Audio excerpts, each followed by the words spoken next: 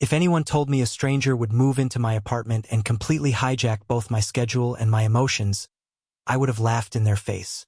But now, sitting here with him humming a song under his breath while casually eating my leftover Chinese takeout, I can't even remember what peace felt like before he arrived. Started out so simple. I just needed a music tutor. My college scholarship depended on me passing that stupid theory class, and I was drowning. Everyone said Noah Rivera was the guy top of his class, a genius at the piano, and apparently willing to teach for cheap if you caught him on the right day. I didn't care who he was, only that he could keep me from flunking out. But the day Noah walked into my life, everything shifted. He wasn't what I expected. For one thing, he was late, sauntering in 20 minutes past the time we agreed on, his hair a mess, carrying a duffel bag like he was moving in. For another, he didn't look like any tutor I'd ever had. He looked like trouble wrapped in a leather jacket, with a smile sharp enough to cut through every ounce of self-control I thought I had. "Where's the piano?" he asked, like he owned the place already. I blinked at him, clutching my notebook. "The what?" "Both keyboards in my room." "Cool. That's where I'll be then?" he said, dropping his bag on my couch as if he wasn't planning to leave anytime soon. That should have been my first warning. But I was desperate, so I swallowed my annoyance and followed him inside. Noah had this way of filling a room. He didn't just sit at my keyboard, claimed it, coaxing notes out of those cheap plastic keys like he was playing a Steinway in Carnegie Hall. And when he finally looked up at me, his smirk softened into something I didn't know how to handle. Something like patience. Something like faith. "Relax," he said. "I'm not here to judge. I'm here to make sure you don't fail." Easy for him to say.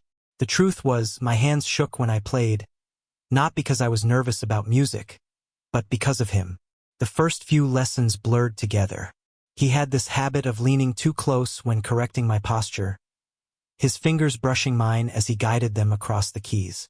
He teased me relentlessly, called me professor whenever I overthought something, and laughed every time I got flustered, which was always. But then came the night it all changed. It was pouring outside, the kind of New York rain that turns streets into rivers and makes cabs vanish into thin air. Noah was supposed to head home after our lesson, but when the storm hit, he shrugged and said, "Guess I'll crash here." I should have said no. I should have reminded him this wasn't part of the deal. Instead, I found myself handing him a blanket and pretending not to notice how natural it felt, him being in my space. By morning, his duffel bag had migrated into the corner of my room.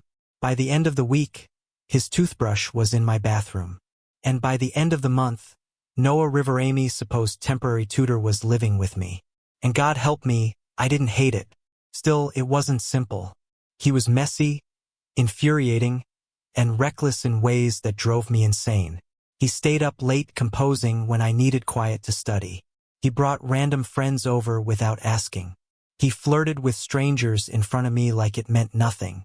But then there were the moments that wrecked me, like when I caught him half asleep on my couch, humming some half-finished melody, and realized he'd written it for me. Or when he showed up at my class recital, standing in the back with that rare, unguarded smile that made me want to believe in things I had no business believing in. The truth was, Noah didn't just teach me music. He cracked me open, note by note, until I couldn't hide anymore. And that terrified me, because I knew I was falling for him, and I couldn't decide if he was the best thing to ever happen to me or the disaster that would ruin me completely. The night it all came to a head, the tension between us was thick enough to choke on. I had just finished practicing, my fingers sore, when Noah slid onto the bench beside me, too close as always. "You're improving," he said softly, his shoulder brushing mine. "Because you won't let me quit," I muttered, trying not to look at his lips. He chuckled, low and warm. "You don't want to quit. You just don't believe in yourself yet." I turned then, meeting his gaze. And for once, he wasn't smirking.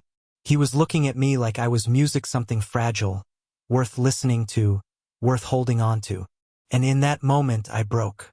"I can't do this," I whispered. Noah frowned. "Do what?" "Pretend like you're just my tutor." The silence stretched between us, heavy and electric. Then, slowly, Noah reached up, brushing a strand of hair from my forehead. His fingers lingered, gentle but sure. "Then don't," he said. My heart stopped. That was the moment everything shifted. The point of no return. And I knew, deep down, that whether this ended in heartbreak or something more, I was already his. Noah didn't kiss me that night. He could have, God knows I wanted him to, but he only held my gaze for what felt like forever. Then stood up, shoving his hands in his pockets as if afraid of himself. From then on, everything between us shifted. Lessons turned into late-night talks, laughter into silence heavy with meaning. Some mornings I'd find him still awake at the piano, playing soft fragments of something unfinished, his eyes distant. Other nights, he'd collapse on my bed instead of the couch, too tired to move, his hand brushing mine like it was an accident. It was maddening, this push and pull. I wanted him. I was terrified of him. And I couldn't decide which would destroy me faster, letting him in or keeping him at a distance. The breaking point came 3 weeks later. He was supposed to come to my performance-me make-or-break recital that determined whether I kept my scholarship. But as I scanned the audience from the stage, my chest tightened. His seat was empty. I played anyway, fingers trembling on the keys, my heart aching with every note. I told myself it didn't matter, that I didn't need him there, that this was my life and not his responsibility. But when the final chord faded, the silence in that one vacant seat was deafening. I didn't see him until hours later.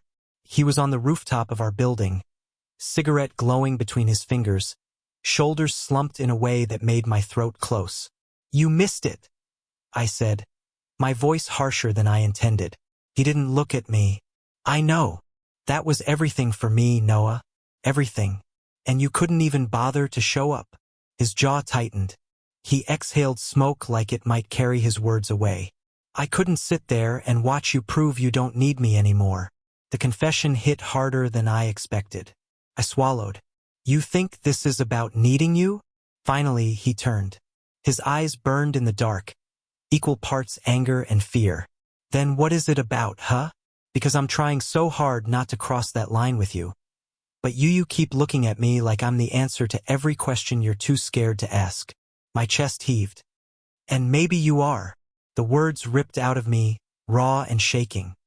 His cigarette slipped from his hand, forgotten, and before I knew it, he was in front of me, close enough that I could feel the tremor in his breath. "Say it again," he whispered. I did. "You're the answer." And this time, when his mouth found mine, there was no hesitation. It wasn't a gentle kiss. It was desperate, messy, like we'd both been starving and finally admitted it. His hands cradled my face, mine clung to his shirt, and the city blurred around us until there was nothing but him, his warmth, his reckless heart colliding with mine. When we finally broke apart, I was shaking. "You drive me insane," I muttered. He laughed, breathless, pressing his forehead to mine. "Good. You drive me insane too." That night, Noah didn't sleep on the couch. And for the first time, I didn't care about the rules we'd been pretending to follow. In the weeks that followed, things weren't perfect. We fought God, we fought.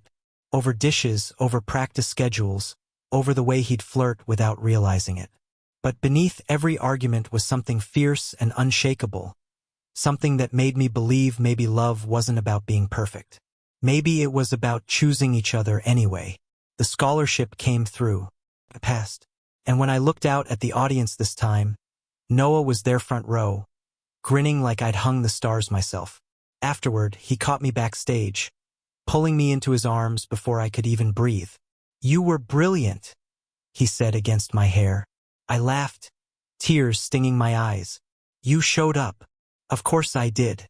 I'm not going anywhere." For the first time in a long time, I believed him. Love wasn't what I expected. It wasn't neat or easy. It was messy, terrifying, and inconvenient as hell. But as Noah's fingers laced through mine, steady and sure, I knew one thing with absolute clarity. He had only promised to teach me music. But somewhere along the way, he taught me how to live, how to love, and maybe, just maybe, how to stop being afraid. Thank you for listening. Don't forget to like and subscribe to stay updated with the latest videos.